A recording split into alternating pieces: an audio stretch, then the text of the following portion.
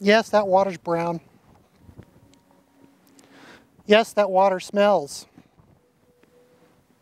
Not only does it smell, it smells badly.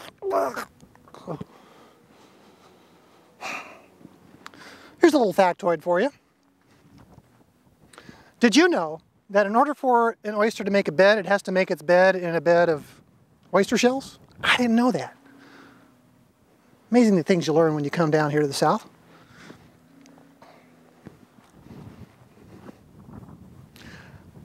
How to catch an oyster. Step 1, get a boat. Step 2, get a beer drinking, smoking oysterman. Step 3, make sure you dress very warmly because dang, it's cold out there. Take said boat down Shit Creek or up Shit Creek, depending on which way the tide's rolling, preferably towards the oyster beds, the Gulf of Mexico, out into the harbor. And you head out, you got the motor going, putty, putty, putty, putty, putty, putty, put, but you got to cut it off because that water gets real shallow right here at the mouth of Shit Creek.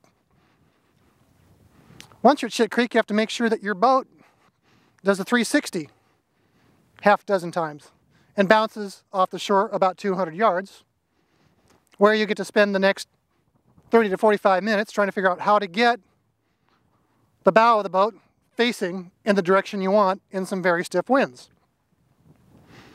Towards the oysters, preferably, because up Shit Creek is not a place you want to go. You want to go down Shit Creek, towards the oyster beds.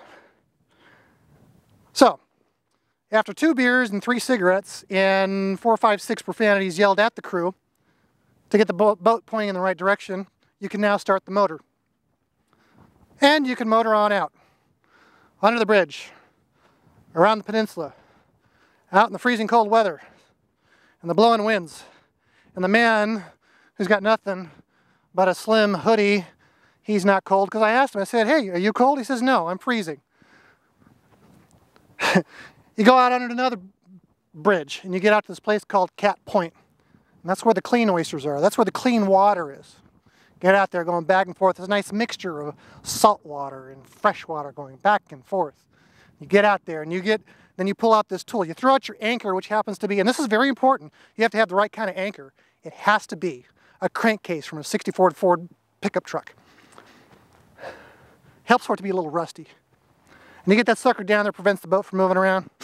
And then you get out the evil rake. Imagine 2 garden rakes with a hinge, like this. And you got those suckers down, and you get the scissor action going. Put the handles together, you hoist it up, you bring it up over the head of the crew, and you drop it onto the culling platform, where the culler will sit there with a little, he also has an evil tool as well, but not as evil as the evil rake.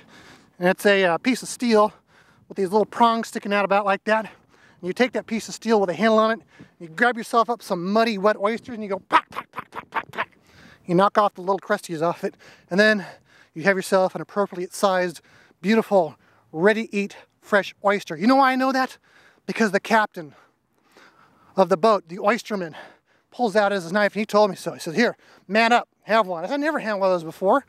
Yeah, you gotta have one. It's like, so I sat there, I said, oh, no, thank you. So then, the wife of Richard Haney's on board, oh, she'll take one. So I'll think, oh, that's really good. Oh, great. Great, thanks, that's just awesome. 30 minutes later, so, all right, give me one of them things.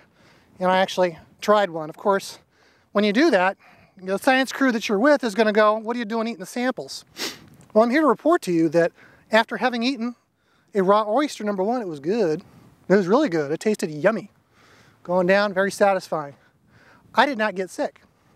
I'd actually felt pretty good. Now, I collected up all these oysters that we had gathered that day, put them in buckets, put it on some ice, and I drove it back to Alabama, to Mobile, to the chemist for him to test.